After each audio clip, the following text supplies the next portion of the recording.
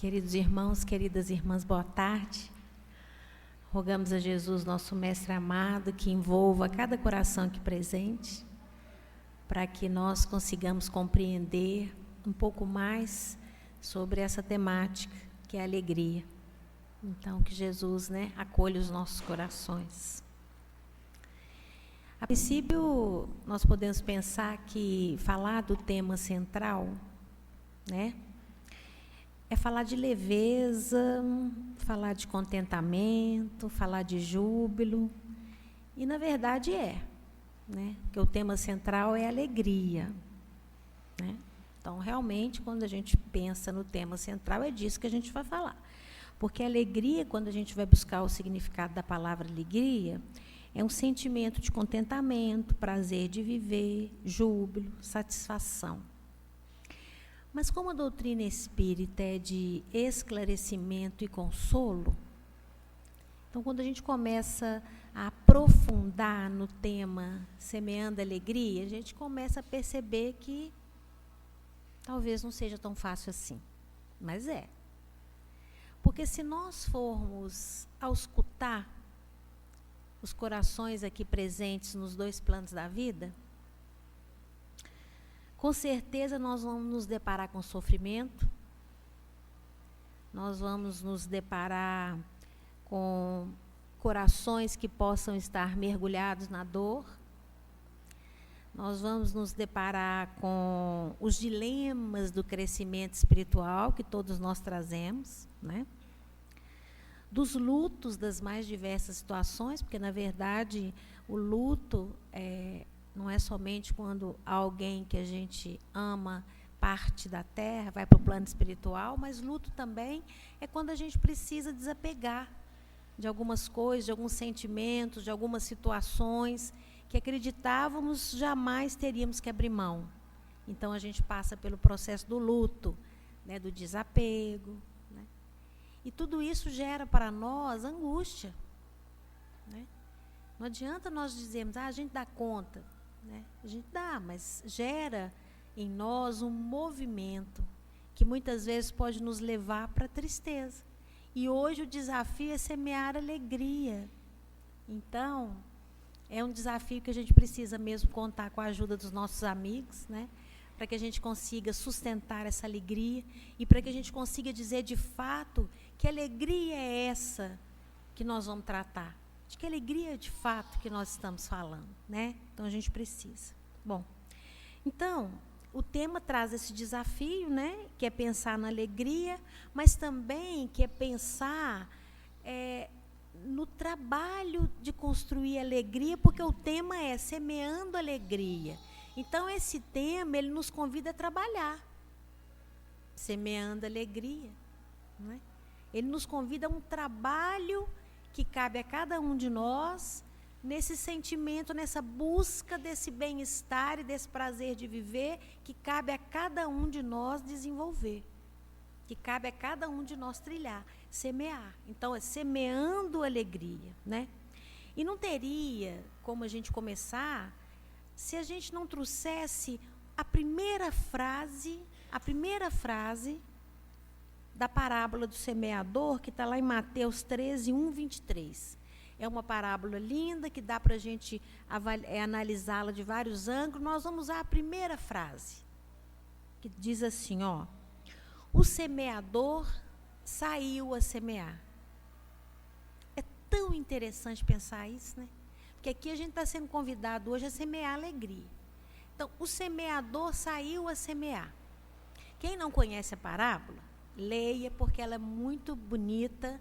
Jesus nos ensina várias coisas nessa parábola. Mas o semeador saiu a semear.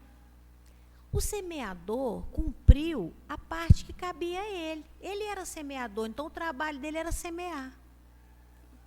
Ele pegou a semente e saiu a semear. Em momento algum, ele não se preocupou, a princípio, com a qualidade do solo. Olha que interessante.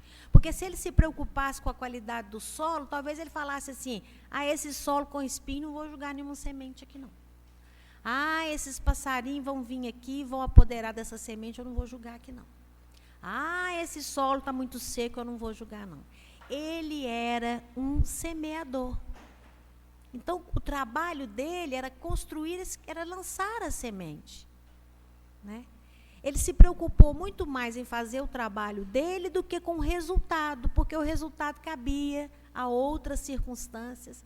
E na nossa vida, muitas vezes, quando a gente semeia, o convite primeiro é semear em nós alegria, mas a gente vai entender e vai compreender que o caminho de semear em nós é semear para o outro, porque nós aprendemos que fora da caridade não há salvação. Então a gente precisa compreender essa rota, a gente precisa compreender isso, né? Que quando eu semeio para o outro, é a mim mesmo, essa semente ela está em mim, então a alegria é a mesma coisa. Então ele se preocupou muito mais em fazer o trabalho dele com o trabalho do que com o resultado, porque o resultado nós sabemos que vai depender de uma série de circunstâncias, tanto na nossa vida quanto na vida do outro. Se nós começamos um trabalho pensando só no resultado, claro que a gente tem que ter uma meta, uma expectativa, que nós vamos falar disso também, mas o trabalho é realizar. O Cristo nos chama para cooperar, porque o trabalho maior não é nosso, nós somos cooperadores, e muito quando entendemos esse trabalho, né? Então ele poderia se iludir. Ele poderia falar, vou parar de semear porque o solo está seco, vou parar de semear porque o passarinho veio e pegou a semente, né?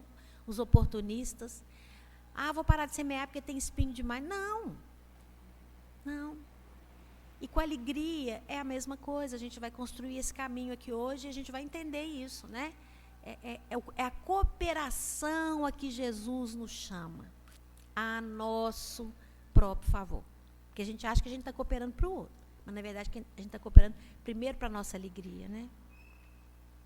Ele confiou na semente, porque no momento certo, ela floresceu, porque caiu no solo certo, né?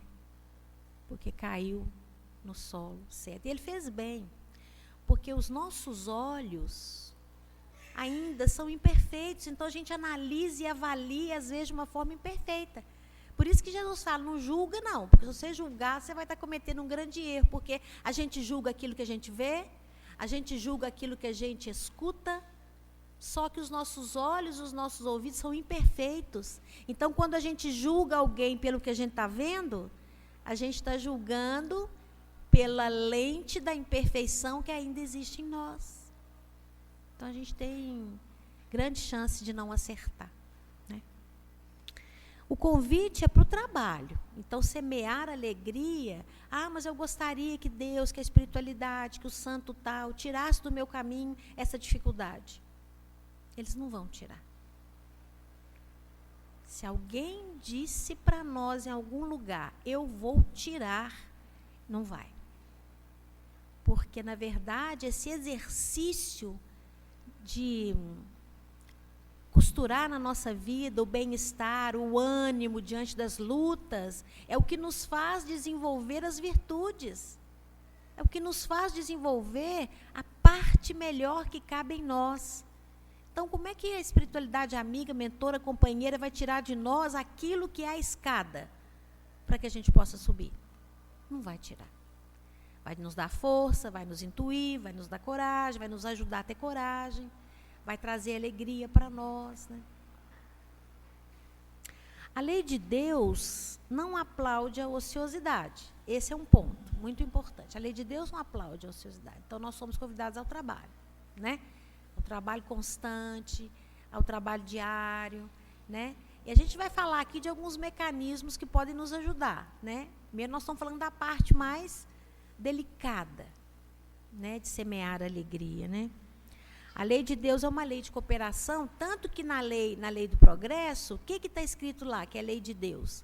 Os que vão na frente são convidados a dar a mão para os que vêm na retaguarda. É tão bom quando a gente vê uma mão estendida para nós na hora da nossa dificuldade, né? É tão bom.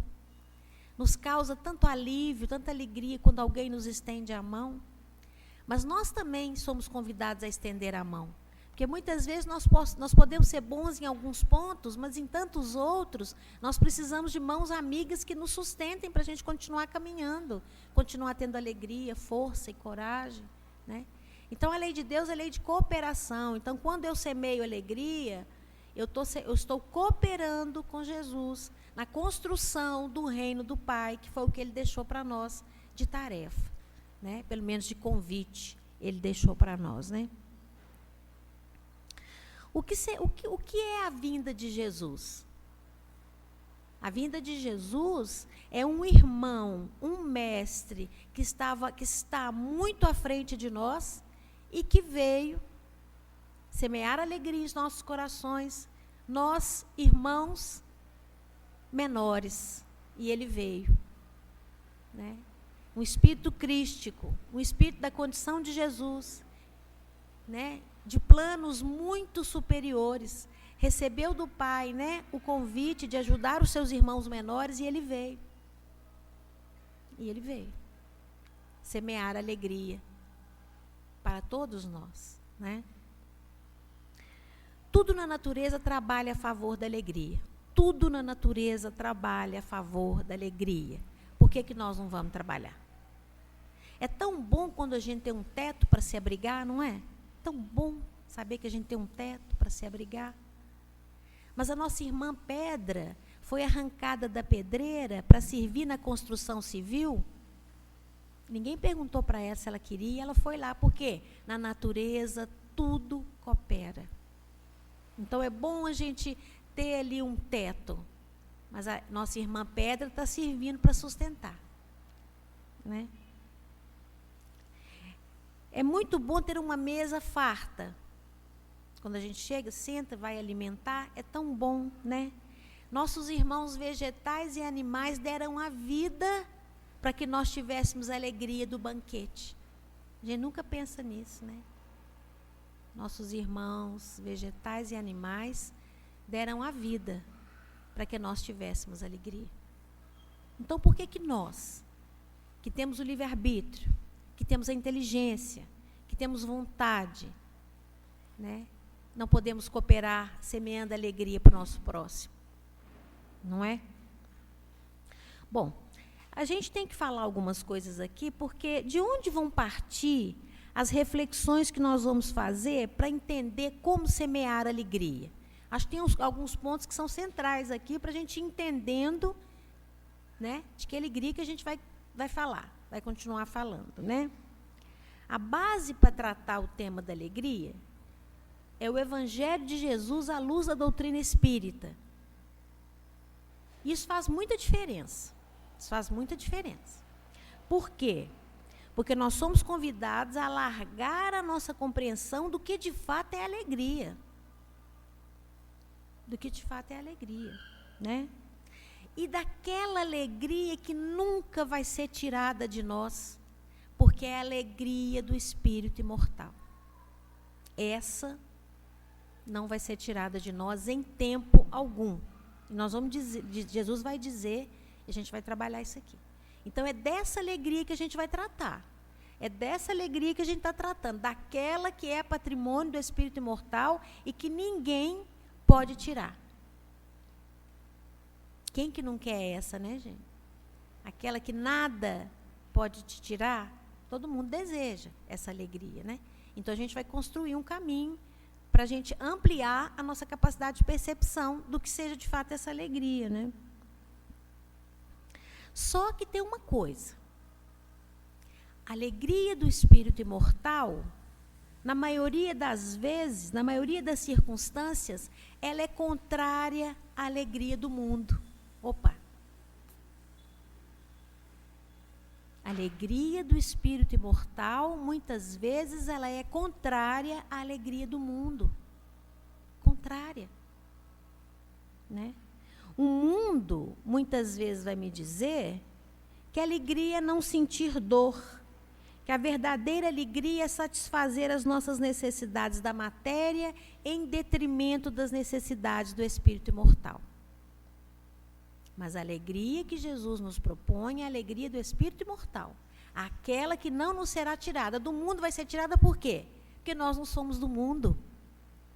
Nós estamos passando por aqui, mas nós não somos daqui. E o mundo muitas vezes nos ilude. O mundo muitas vezes nos faz propostas que nós não conseguiríamos sustentar, porque são perecíveis, são coisas da matéria. Então, a verdadeira alegria, aquela que não nos será tirada em tempo algum, é a alegria do Espírito imortal. Eu não sei se está ficando mais fácil ou se está ficando mais difícil. Né? E o que acontece? Né? Nós somos muito apegados à matéria. A matéria é fundamental para nós no estágio evolutivo que nós nos encontramos. Nós temos muito apego à matéria, é bem verdade. Né? É bem verdade. Mas quando nós, né, Jesus é muito sábio, que ele falou, dai a César o que é de César e a Deus o que é de Deus. É claro que ele estava falando da moeda, mas a gente pode estender essa compreensão, tipo assim, dai a César o que é de César, porque você está na matéria e você tem que se haver com a matéria. Mas não se esqueça de dar a Deus o que é de Deus, porque nós somos de Deus. E se nós ficamos muito preocupados somente com as alegrias que a matéria pode nos dar, nós podemos entrar em franco desespero. Né? Então, se nós ficamos muito apegados à alegria do mundo, nós vamos nos distraindo com a superficialidade, com os excessos, buscando a verdadeira contentação no bem material, uma alegria que não se sustenta por muito tempo. E nós acabamos novamente caindo no vazio existencial. Lá em João 16, 22, Jesus vai dizer assim, assim, vós também agora tendes tristeza, mas vos verei novamente e o vosso coração se alegrará. E a vossa alegria ninguém tira de vós. E Jesus falou isso para eles quando ele estava se preparando para a crucificação, para caminhar lá para a crucificação. Então, todos eles estavam tristes, e é claro que estavam. Mestre, você vai embora, como é que nós vamos fazer? Como é que nós vamos fazer? Sem a sua luz, né? Sem o seu amor. Ele falou, calma, agora vocês vão ficar tristes, mas vocês vão ficar felizes. E o que aconteceu? Ele foi para a crucificação e apareceu várias vezes depois, dizendo, a verdadeira alegria é a vida que continua. Né? Eu não morri na cruz. Né? Eu não morri. A vida continua. Eu continuo com vocês. A verdadeira alegria é descobrir que eu continuo. Por quê? Porque o que ele quer dizer para nós é a alegria do Espírito imortal. Se a alegria estivesse circunscrita na presença material dele, eles não voltariam à alegria. Em Marcos, Jesus diz para Madalena vai lá procurar o corpo de Jesus e não acha, e ela entra em choro. Eu também entraria, qualquer um de nós ia entrar. Saudade, vontade de dar as últimas honras ao corpo. Aí ele aparece para ela e fala, mulher, por que choras? Eu estou indo para o meu pai, que é teu pai. Eu estou indo para o meu Deus, que é o teu Deus, ou seja, eu estou indo para a parte boa. Né? E se eu estou indo para o meu pai, que é teu pai, você também vai. E se eu estou indo para o meu Deus, que é o teu Deus, você também vai. Porque é isso que Jesus nos disse, né? Dessa alegria que não vai acabar. Mas é preciso que nós estejamos no mundo, que nós vivamos no mundo, porque nós precisamos estar aqui, senão a gente já estaria em outro plano, mas que a gente não se abata mais do que o necessário com as coisas que nos acontecem. Né? Eu queria abrir um parênteses, que não é parênteses, né, mas eu queria aqui fazer um pedido. Um pedido. Eu queria fazer um alerta, um pedido, uma rogativa para cada coração aqui presente. Sabe por quê? Porque a evolução da ciência é uma dádiva divina a favor da humanidade.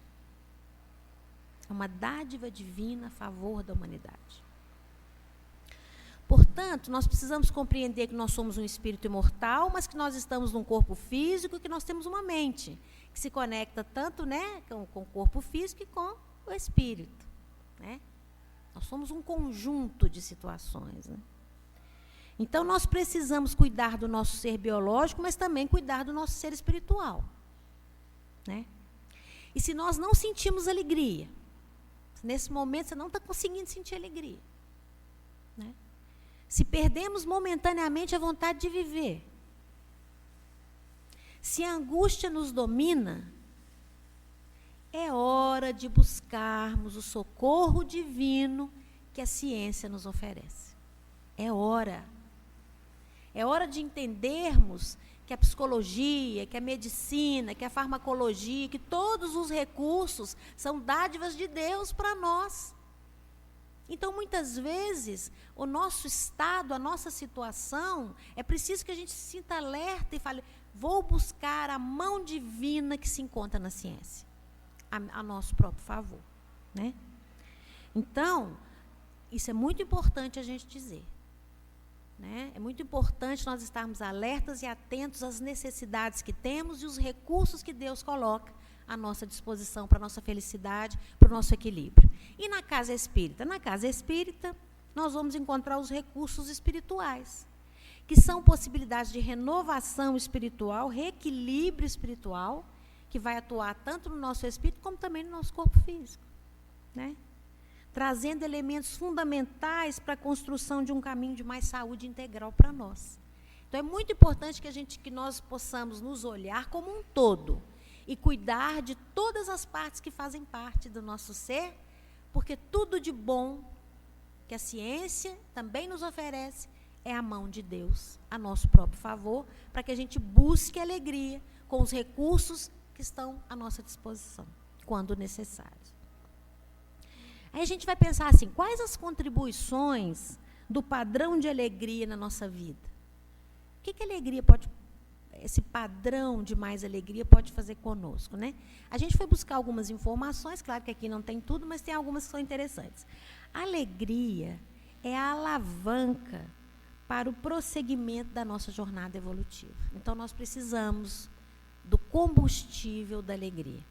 Precisamos buscar, precisamos trabalhar, precisamos semear no nosso coração. Porque ela é uma alavanca, né, que nos puxa, que nos sustenta, para que a gente continue nosso processo evolutivo, né? A alegria nos ajuda na produção de novos valores. Exatamente isso, né? Ela vai nos proporcionando despertar talentos, possibilidades, virtudes que muitas vezes dormem em nós. Então a vida vem, a dificuldade vem, para que a gente possa vencer. A partir do momento que você vai vencendo, e se você não vai vencendo, você vai aceitando, e se você não, você vai compreendendo, e aquilo vai te trazendo bem-estar para continuar. Porque nós temos que entender que essa alegria que Jesus nos propõe não é a alegria de não ter problemas, não é a alegria de não ter dificuldades, é a alegria de compreender amplamente, com um novo olhar, aquilo que é difícil para nós, para que a gente possa superar, aceitar, vencer, né? Superar dentro da nossa possibilidade, e a gente continua a nossa jornada, né? A alegria favorece o crescimento emocional e o amadurecimento da personalidade, tanto quanto os desafios, né? Então, a alegria favorece o crescimento emocional e o amadurecimento da personalidade. Emmanuel, no livro Roteiro, ele vai dizer o seguinte: o cristianismo é, na essência, a revelação da profunda alegria do céu entre as sombras da terra. Está lá no livro Roteiro, na lição Evangelho e Alegria. Então, quando Emmanuel diz que o cristianismo, né, é a essência da revelação da alegria do céu, porque Jesus é a alegria do céu para nós. Jesus representa para nós aquilo que de melhor Deus tem para nós, né? O que de melhor Deus tem para nós é Jesus que representa. E dentro da nossa condição evolutiva, né, ele convida, determina Jesus que venha ser para nós alegria, nas sombras dos nossos caminhos, na sombra das nossas dores, na sombra dos nossos sofrimentos, na sombra da nossa ignorância. Não é? Então é por isso que ele veio, né? Ele fala: eu sou o caminho, a verdade e a vida. Ninguém vem ao Pai se não passar por mim, porque Ele é para nós a alegria dos céus que veio habitar na terra, nos ajudando a, de fato, a compreender quem de fato nós somos, para onde devemos ir e quais são as riquezas com as quais a gente pode contar para vencer a nossa luta, né? Jesus, lá no Evangelho de João, capítulo 16, versículo 33, vai dizer o seguinte: tenho-vos falado essas coisas para que tenhais paz em mim. No mundo tereis provações, mas animai-vos, eu venci o mundo. No mundo tereis provações, mas animai-vos, eu venci o mundo. Então Jesus já nos avisava que espíritos como nós, no estágio evolutivo que nós nos encontramos, não tem como passar pelo mundo sem a provação, sem a tribulação, sem o desafio. Não tem como. Para nós ainda não é possível. A nossa trajetória, o nosso aprendizado ainda se dá também pelas lutas naturais da vida. Ainda não dá. Se assim fosse, ele nos teria dito, mas ele falou: tenho falado essas coisas para que tenhais paz em mim. Ele é que vai nos aliviar. O que ele nos ensinou é que vai nos ajudar a passar pela dificuldade. E não, às vezes, a ilusão que o mundo fala para nós. Né? Animai-vos porque eu venci o mundo. É muito interessante essa frase. Ele vai falar, eu venci o mundo. Ele não vai dizer, eu venci no mundo. Ele não falou, ele venceu no mundo. Porque ele saiu no mundo, do mundo, entre aspas, como um vencido, numa cruz. Para muitos, ele era um vencido, um fraco, que estava se doando ali até a própria vida, né? Um espírito sem culpa, mas que assumiu o compromisso de nos ajudar a despertar para Deus. E esse foi o caminho que Deus traçou para ele. Não é? Então, quando ele diz, eu venci o mundo, o que ele quer dizer? Eu estive no mundo, passei pelas coisas do mundo, mas as coisas do mundo não me venceram. Porque quando a gente quer vencer no mundo, aí as coisas do mundo é que serão as mais importantes para nós. Então, é de uma delicadeza, mas de uma profundidade, né? Anima porque eu venci o mundo. Então, eu estou te convidando a vencer o mundo também. Aos poucos, devagar, no seu tempo, da sua maneira, no tempo que você precisar. Mas eu estou aqui para te dizer que em mim você vai encontrar a paz. E a alegria é um elemento da paz. Né? Ele diz também em João 15:11, tenho-vos dito isso, para que a minha alegria permaneça em vós e a vossa alegria seja completa. João 15, versículo 1, capítulo 15, versículo 1. Tenho-vos dito isso, para que a minha alegria permaneça em vós e a vossa alegria seja completa. Só em Jesus e no Espírito imortal, a nossa alegria será completa.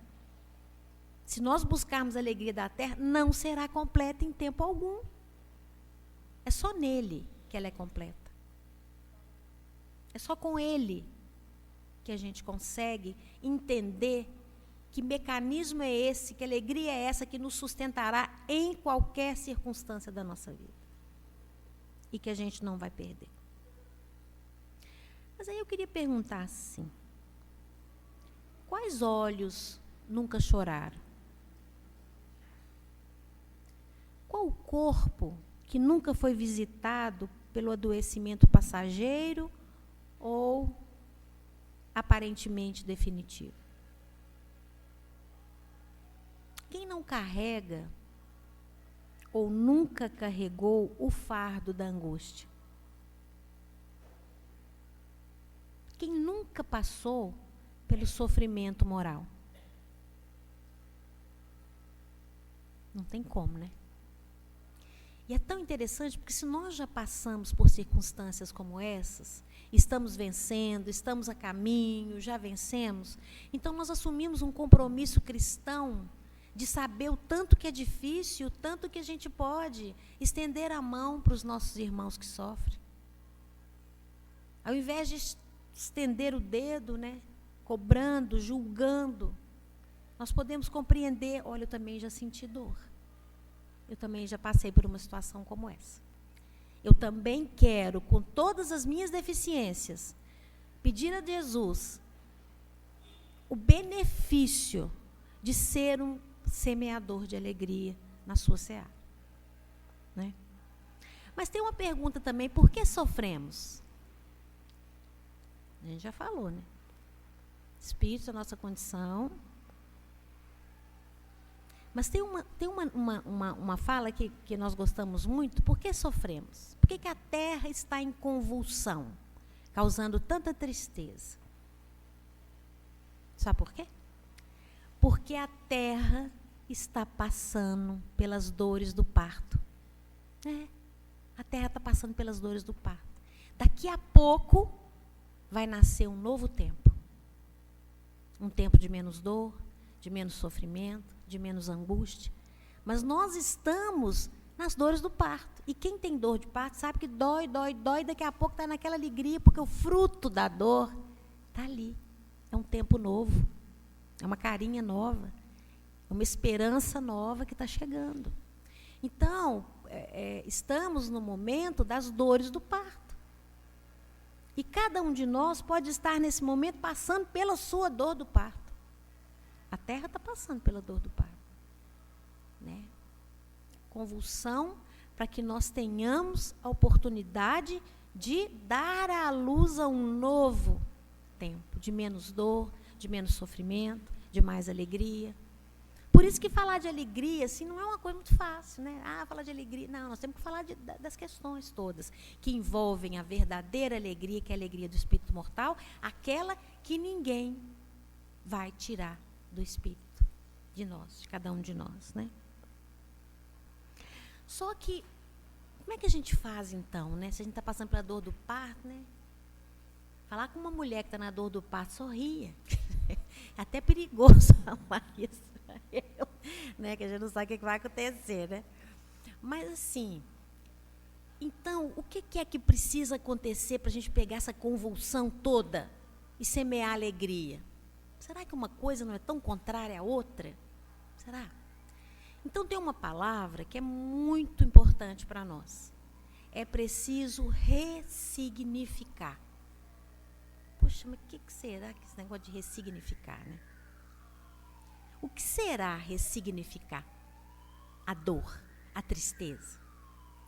Ressignificar não é eliminar a dor, porque eu já disse início para vocês, a espiritualidade fala, às vezes eles estão do nosso lado, mas não podem arrancar aquele desafio com a mão, porque é ele que nós precisamos para aprender a ter paciência, a ter tolerância, a ter mais amor, a ter mais respeito, a conviver com a diferença.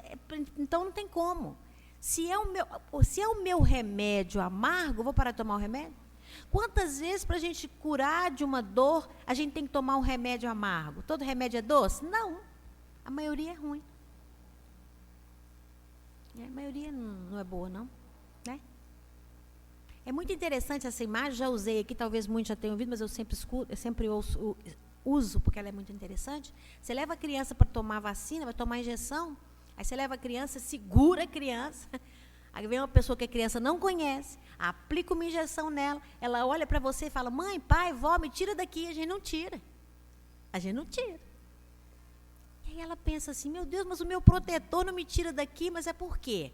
Porque ela é criança. E ela não entende que o pai, a mãe, o vô, o responsável, a enfermeira, estão protegendo ela de uma dor muito maior no futuro.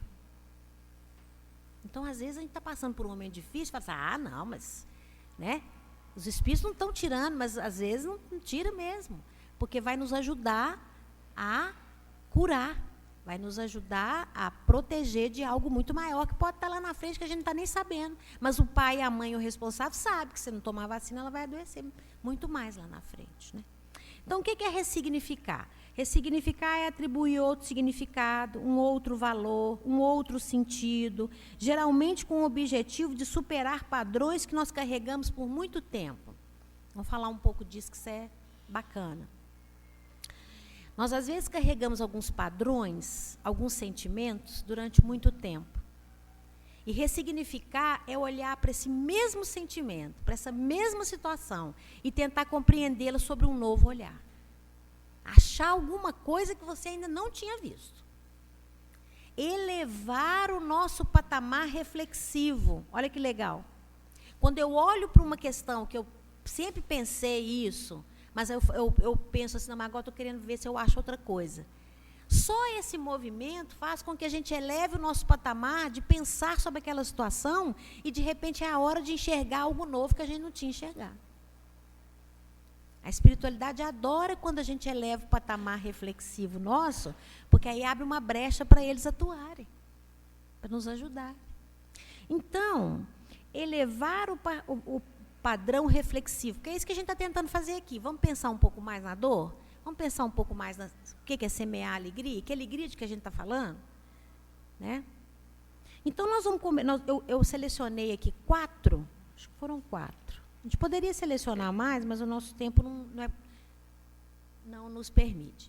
Então, eu selecionei 4 padrões que muitas vezes nós nos apegamos a eles e eles trazem uma infelicidade, uma tristeza muito grande, nos impedindo de ressignificar e de olhar com um novo olhar para que a felicidade venha. Primeiro, a culpa. A culpa. O que a culpa faz conosco? A culpa nos aprisiona no acontecimento, seja ele qual for, e não muda em nada o meu processo educativo. Ele não acrescenta nada. Ele não acrescenta nada no meu processo educativo com relação ao meu erro, já que eu estou sentindo culpa. Porque o único objetivo de nós nos depararmos com o nosso erro, sabe qual que é? É aprender. É o único objetivo. O objetivo do erro é aprender a fazer diferente da outra vez que a gente for fazer. E não nos martirizar. E não ficar ali apegado naquela culpa que nos impede de crescer, de ser feliz, nos adoece espiritualmente, fisicamente, nos adoece. Né? Então, o único motivo... E outra coisa, Deus não pune o filho. Então, por que eu vou ficar com a autocomiseração me punindo se Deus não me pune? Deus não pune ninguém. Então, a gente ressignifica. A gente transforma, sabe o quê? A culpa em arrependimento. O arrependimento é bom. Sabe por quê? Se eu me arrependo, é porque eu compreendi que eu fiz e não foi bom. Então, eu me arrependi de ter feito. Se eu me arrependi verdadeiramente de ter feito, eu aprendi que não é bom fazer. Eu aprendo. Eu fortaleço. Eu busco não repetir o mesmo padrão. E eu prossigo com mais leveza, porque a culpa me aprisiona e não me deixa crescer. O arrependimento não, dói. Dói, né, gente? Mas eu entendo o meu erro, aprendo e não repito. Porque é muito fácil ficar na culpa. É difícil falar isso. Porque se eu fico na culpa, eu também não aprendo e não cresço. E fico o tempo todo me cobrar, eu não dei conta, coitadinho de mim. E o tempo passando e eu deixando de trabalhar no meu processo educativo. 2, a desilusão. A desilusão. Desilusão é motivo de muita tristeza, né? A desilusão é motivo... Eu tenho que ver a hora ali. A desilusão é motivo para a gente não conseguir conectar com a alegria. A desilusão tira a nossa alegria, né? A gente tem desilusão com pessoas, com situações. Mas o que é a desilusão? A desilusão é a retirada da ilusão. Eu me desiludi com fulano. Se eu me desiludi com fulano, com fulana, com o trabalho, é porque eu criei uma expectativa que talvez estivesse longe da realidade. E aí, quando a realidade se mostra, eu me desiludo. Então a desilusão é a retirada da ilusão que nós criamos com relação a uma pessoa ou alguma situação. Mas falou comigo que era assim, esse assado. Mas eu também criei aquela expectativa. E, às vezes, a desilusão vem para quê? tira a ilusão, eu caio na realidade, dói, mas eu sei qual é o terreno que eu estou pisando. Eu sei, agora eu sei aonde é que eu estou caminhando. E aí eu consigo, pedindo a Deus ajuda, a ressignificar o meu lugar, o meu caminho, as minhas escolhas. Aí eu vou ressignificando.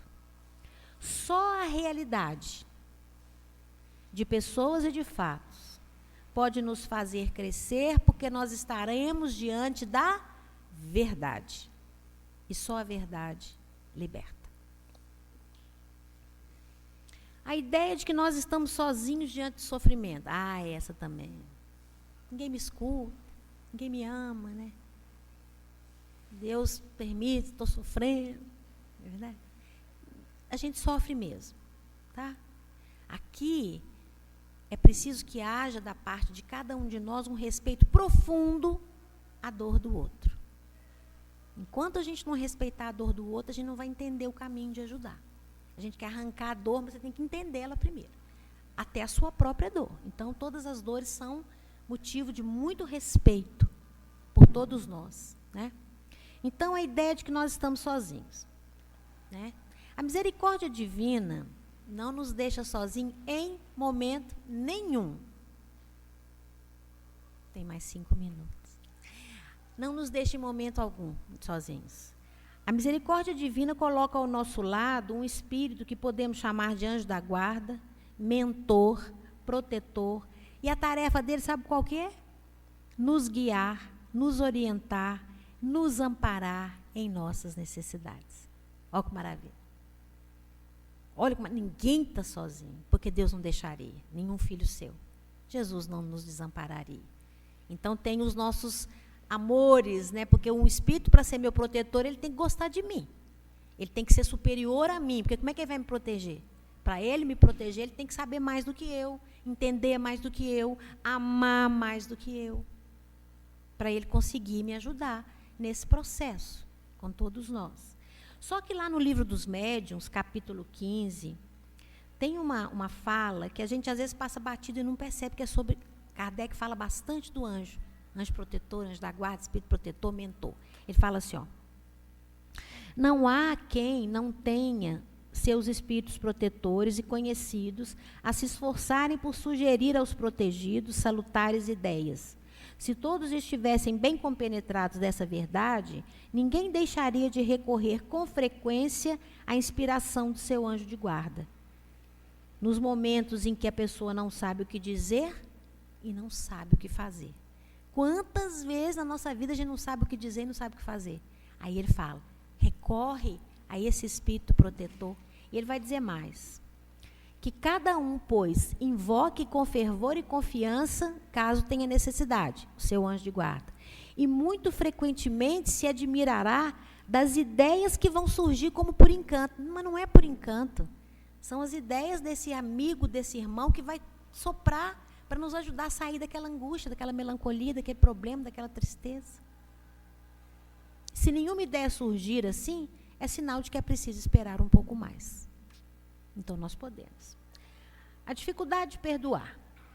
Rapidinho. Sem medo de errar, um dos grandes objetivos da nossa encarnação é a necessidade de perdoar. É a necessidade de reconhecermos que somos todos devedores uns dos outros. Eu achava que era só ele que me devia. Não. Somos todos devedores uns dos outros. Sabe aquela pessoa que a gente acha que ela que deve a gente? Não, nós devemos ela também. Ou será que nós pensamos que a inteligência divina colocaria no mesmo caminho que eu alguém por engano? A inteligência divina não se engana. Não se engana. Então, somos todos devedores uns dos outros. Aprendamos a perdoar. Aprendamos a aceitar o outro com as suas limitações, porque é que ele também me aceite com as minhas limitações. Eu não tenho que concordar com os erros do outro. É muito interessante que Jesus ensina. Ele não tem que amar o pecado, mas ele ama o pecador. Então, eu não tenho que concordar com as coisas erradas que o outro faz. Eu não tenho que concordar com os caminhos que ele optou muitas vezes a seguir. Mas ele é meu irmão. E se ele está comigo, é porque tem algo ali que nós dois precisamos aprender um com o outro. Mas eu não preciso repetir o que ele faz. Estou de olho no tempo. Bom, para a gente ir encerrando, porque é o nosso tempo, né? Aí nós vamos buscar recursos. Eu falei, vou buscar recursos para uma terapia liberativa do sofrimento. Eu preciso de ajuda. Como é que eu faço para vencer a tristeza, para a alegria chegar? Aí eu fui buscar lá. Então, recursos para a terapia liberativa do sofrimento, que muitas vezes impede a alegria de viver. Joana de Ângeles. Procurar identificar algo positivo nas pessoas ou fatos que te acontecem. Mas isso que me aconteceu é muito grave, eu não acho nada positivo, não. Senhor, me ajuda a enxergar, me ajuda a compreender, me ajuda a aceitar, me ajuda a ampliar o meu patamar reflexivo para eu compreender. Mateus 11, 29, Jesus, tomai sobre vós o meu jugo e aprendei de mim, que sou manso e humilde de coração, e encontrareis descanso para a vossa alma. Procura nele. Procuremos nele, ele é o caminho, ele está falando que ele vai descansar a nossa alma da dor, das dificuldades, mas a gente precisa procurar. Agora, a gente não tem que procurar só de boca, não. A gente tem que procurar no trabalho, fazendo pelo outro aquilo que a gente quer que o outro faça por nós, perdoando, transformando a nossa vida. Outra coisa que ela vai falar, a expansão de ideias edificantes, pensar no bem, falar no bem, fazer o bem, apaga o incêndio do pessimismo, da maledicência, da inveja e da calúnia. A alegria vibra diante das ocorrências, é Joana de Ângeles falando. A alegria vibra diante de ocorrências simples. Caminhar descalço, sentindo as folhas e a terra. Lançar um olhar para a imensidão do mar, aquilo acalma. A energia de Deus presente ali toma o nosso ser. Observar as primeiras claridades da manhã, colorindo a terra e vencendo a sombra, que é a realidade da nossa vida. Nós estamos aqui para clarear, para sermos felizes, para que nós possamos vencer as nossas sombras. Observar a plantação de sementes após a preparação do solo. Quando prestamos serviço ao semelhante, incorporam-se em nós as alegrias que provocamos no próximo. Certa vez nós escutamos uma frase assim: para curar uma tristeza, o caminho é promover a alegria de alguém. E aí, lá no Fonte Viva, Emmanuel vai dizer: quando prestamos um serviço ao semelhante, incorporam-se naturalmente em nós as alegrias que nós estamos provocando no outro. O hábito da prece, né, gente? A prece eleva o nosso patamar, faz a gente beber de fontes sublimes. E tem uma coisa interessante lá na questão 659, estou encerrando, tá, Carmen? 659, que os Espíritos falam, a prece é para louvar, pedir e agradecer. Eu sugiro a todos nós que a gente agradeça primeiro. Pode pedir, porque se é para pedir, nós vamos pedir. Mas que a gente sempre, antes de pedir, agradeça. É um hábito, é um exercício que nos ajuda a encontrar alegria. E eu vou usar só mais um minuto para contar uma história do Chico, porque essa é imperdível. Muitas vezes a gente olha para as pessoas e a gente fala assim, está sofrendo, está pagando. A gente fala aí. Só que o nosso olhar ele é cheio de impureza. Né? Então a gente olha e fala lá, bem feito, está pagando. Aquela situação ali é porque é um devedor. É sofrer, porque, né? Deus não pune, hein, gente? Presta atenção. Estava Chico andando pela calçada com os amigos. Em determinado momento, Chico atravessa, vai lá do outro lado da calçada e vai lá abraçar e beijar um morador de rua, naquela situação mais difícil possível, né? Chico fica lá uns minutinhos, batendo um papinho, volta o Chico. Aí os amigos perguntam, né? Porque ninguém queria perder a oportunidade, né, de aprender com ele. Falei, Chico, o que você atravessou, né? Ele falou assim, vou contar para vocês uma história. Aquele irmão que está ali naquela condição é a última encarnação dele na Terra. É um espírito, última encarnação dele na Terra. Altamente evoluído, já está preparado para ir para outro plano.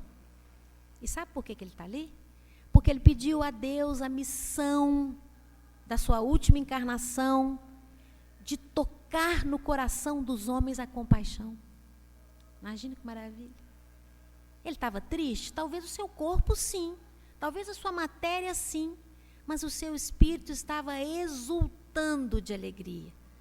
Porque ele pediu a Deus, aos espíritos superiores, que dessem a ele a condição de morador de rua, porque as pessoas que passassem por ali seriam tocadas na compaixão. Isso aqui é um sentimento mais bonito do que ter a missão de tocar no coração do outro a compaixão? Era um espírito altamente evoluído. Então, estendamos as nossas mãos para ajudar, levantemos, ergamos o outro, aprendamos com o outro, porque nós estamos aqui para sermos felizes. Alegria do espírito imortal. Muito obrigada.